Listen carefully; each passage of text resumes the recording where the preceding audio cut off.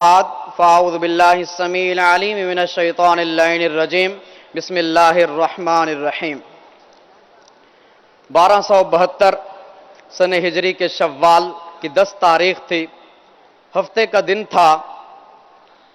اہلیان بریلی نماز ظہر کی تیاریوں میں مشغول تھے کہ مولانا نقی علی خان رحمۃ اللہ تعالی علیہ کے گھر میں معمول سے ہٹ کر چہل پہل تھی۔ تھوڑی ہی دیر میں ہر طرف سے جگہ بہ جگہ سے مبارک مبارک کی صدائیں بلند ہونے لگیں اور خوشی کے نغمے گونج اٹھے، اور ایک علمی اور تحقیقی گھرانے کے اندر ایک ایسی کلی کھلی کہ جو علماء کے لیے عالم جلیل فاضل نبیل اور صوفیاء کے لیے زبدۃ العارفین حجت السالکین اور فقہاء کے لیے سراج الفقہاء معلم فقیہاں کی خوشبوؤں سے معمور پھول بن کر مہکنا اس کا کام تھا، اور وہ کوئی اور نہیں، وہ میرے اور آپ کے امام عاشقاں محقق دوراں علامہ زماں امام اہل سنت امام احمد رضا خان رحمۃ اللہ تعالی علیہ تھے۔ آپ رحمۃ اللہ تعالی علیہ تشریف لائے اس دنیا کے اندر۔ اللہ تبارک و تعالی نے دنیا والوں کو اس تاریخ کو امام احمد رضا جیسا ایک عظیم تحفہ عطا فرمایا۔ 3.5 سال کی عمر ہے جب بچے کو بولنا تک نہیں آتا، 3.5 سال کی عمر بچے کو بولنا تک نہیں آتا، میرے امام نے فصیح عربی کے اندر گفتگو فرمائی۔ 4 سال کی عمر بچے کو اپنے وجود کا علم نہیں ہوتا، 4 سال کی عمر میں آپ نے ناظرہ قرآن پاک مکمل کیا۔ 6 سال کی عمر میں جب بچے کو ڈھنگ سے بولنا نہیں آتا، آپ ممبر پر جلوہ گر ہوتے ہیں، میلاد النبی کے موضوع پر کم و بیش 2 گھنٹے علم و عرفان کے ایسے دریا بہائے کہ سننے والے علوم و معارف سے لبریز بیان سن کر وجد میں آ گئے اور تصویر حیرت بن گئے۔ یہ 6 سال کی عمر، 7واں سال شروع ہو جاتا ہے۔ 7 سال سے آپ نے فرض روزے رکھنا شروع کیے۔ 8 سال کی عمر میں کم و بیش آپ نے 8 سال کی عمر میں وراثت کے ایک مسئلے کا ایسا شاندار اور تحقیقی جواب لکھا کہ جب آپ کے والد صاحب تشریف لائے، انہوں نے مسئلہ اٹھا کر پڑھا اور کہا کہ لگتا ہے یہ مسئلہ امن میاں نے لکھا ہے، یہ مسئلہ امن میاں نے لکھا ہے۔ ان کو لکھنا تو نہیں چاہیے تھا، لیکن کوئی بڑا بھی اس جیسا جواب لکھ کر دکھائے تو ہم مانیں۔ امام احمد رضا خان نے ایسا جواب لکھا، اور یہی 8 سال کی کم و بیش عمر تھی، آپ نے فن نحو کی مشہور کتاب ہدایت النحو پڑھی، اور خدا داد علم کے زور کا عالم یہ تھا کہ آپ نے اسی ننھی سی عمر میں اس کی ایک عربی کے اندر شرح لکھ ڈالی۔ یہ 8 سال کا عالم 10 سال پہ چلیے، 10 سال کے اندر کم و بیش آپ اپنے والد سے مسلم الثبوت پڑھا کرتے تھے۔ ایک مرتبہ آپ کی نظر آپ کے والد صاحب کے تحریر کردہ اعتراض و جواب پر پڑ گئی۔ جب آپ نے اس کو پڑھا جو آپ نے مسلم الثبوت پر کیا تھا، آپ نے اس اعتراض و جواب کو پڑھا تو آپ نے اعتراض کو دور فرما دیا اور متن پر ایک ایسی تحقیق فرمائی کہ سرے سے اعتراض ہی نہیں ہوتا تھا۔ دوسرے دن جب والد صاحب پڑھانے لگے اور ان کی نظر امام احمد رضا کے لکھے ہوئے حاشیے پر پڑتی ہے تو حاشیے کو دیکھ کر ان کو اتنی خوشی ہوئی، اٹھ کھڑے ہوئے، امام احمد رضا کو سینے سے لگایا اور کہا، اے امام احمد رضا، تم مجھ سے پڑھتے نہیں ہو بلکہ مجھے پڑھاتے ہو۔ اندازہ لگائیں، 10 سال کا 14 سال پہ چلیے، 14 سال کی عمر ہو جاتی ہے، یعنی 13 سال 10 ماہ 4 دن کی آپ کی عمر ہے، اور آپ تمام علوم درسیہ اور مروجہ علوم سے فراغت حاصل کر چکے تھے، اور اس کے بعد آپ کو دستار فضیلت سے نوازا گیا۔ اس کے بعد ایک رضاعت کا مسئلہ تھا، اس کا آپ نے ایسا جواب لکھا، جب آپ کے والد ماجد نے اس کو اٹھایا وہ جواب بالکل درست تھا۔ جب آپ کے والد ماجد نے یہ دیکھا، آپ کی ذہانت و فطانت دیکھی، تو یہ دیکھنے کے بعد آپ نے فرمایا، میں آج سے مسند افتاء تمہارے سپرد کرتا ہوں۔ اس کے بعد آپ نے اس کا فتویٰ نویسی کا آغاز فرمایا، درس و تدریس کا آغاز فرمایا۔ 19 سال کی عمر ہو جاتی ہے، 19 سال کی عمر میں آپ نے شادی کی۔ 20 سال کی عمر میں آپ کے گھر میں بڑے بیٹے حامد رضا خان کی ولادت ہوتی ہے۔ اب اس سے آگے چلیے، 21 سال کی عمر میں آپ کو فتویٰ نویسی کی مطلق سند ملی، مطلق آپ کو اجازت مل گئی۔ 22 سال کی عمر میں آپ نے شرف بیعت حاصل کیا اور آپ کو تمام سلسلوں کی اجازت و خلافت ملی، اور 22 سال کی عمر میں آپ نے اردو زبان میں ایک پہلی کتاب تحریر فرمائی۔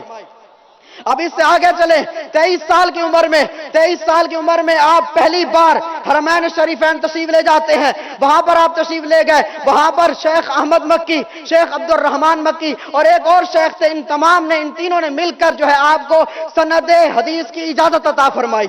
اور مسجد خیف کے اندر آپ کو مغفرت کی بشارت ملی. یہ 23واں سال تھا. 27ویں سال کے اندر آپ نے فارسی زبان کے اندر ایک کتاب لکھی. 27ویں سال کے اندر فارسی زبان کے اندر کتاب لکھی.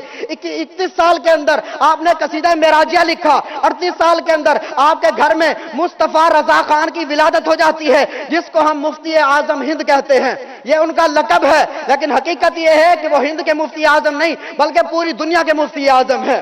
اس سے آگے چلیے، 45 سال کی عمر میں آپ نے فتاوی الحرمین تحریر فرمائے. 46 سال کی عمر میں آپ کو مجدد میت حاضرہ کا خطاب ملتا ہے. 50 سال کی عمر میں آپ دارالعلوم منظر الاسلام کی بنیاد رکھتے ہیں.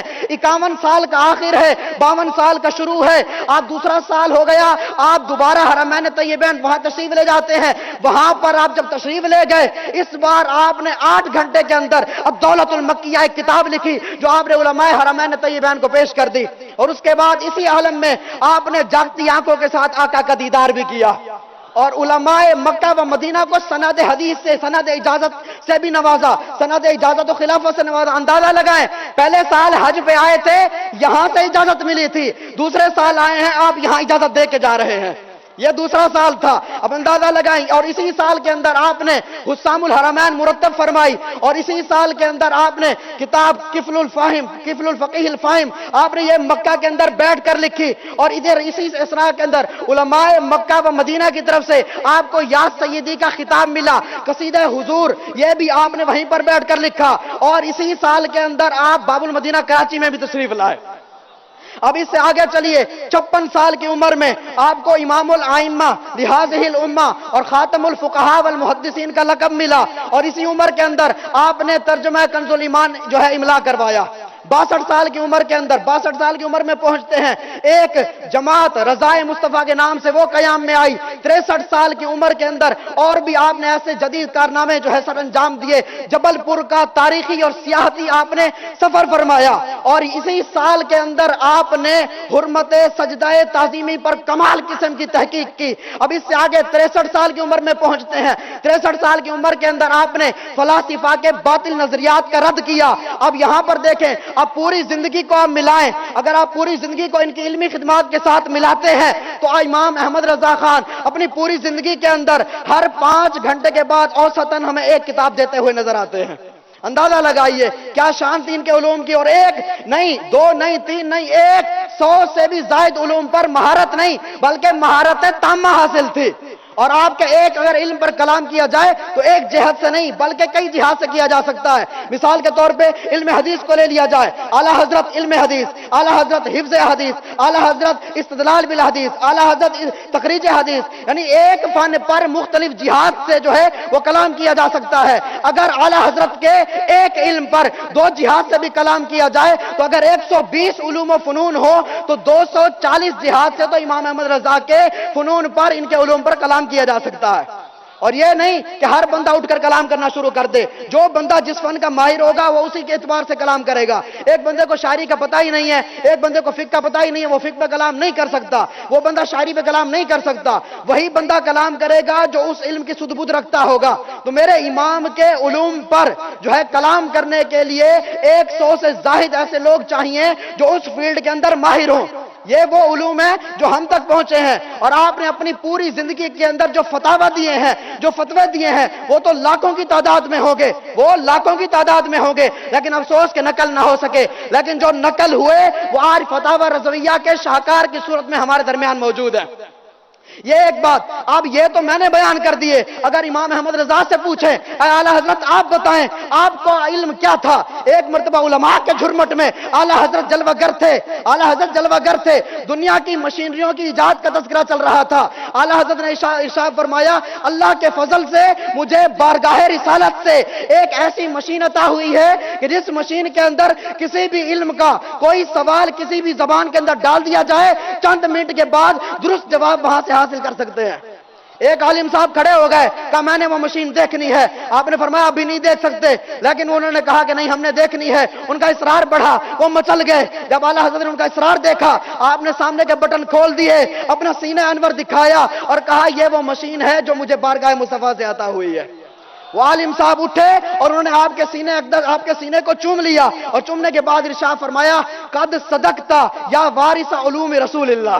یہ اعلیٰ حضرت فرماتے ہیں. تو یہ شان تھی اعلیٰ حضرت کی. اور آپ کے علوم و فنون کے اندر جن لوگوں نے بھی کلام کیا، جس نے بھی کلام کیا، فقہا نے کلام کیا، شعراء نے کلام کیا، جس نے بھی کلام کیا، وہ آخر کے اندر یہ کہتا ہوا دکھائی دیتا ہے ملک سخن کی شاہی تم کو رضا مسلم، جس سمت آ گئے ہو سکے بٹھا دیے ہیں.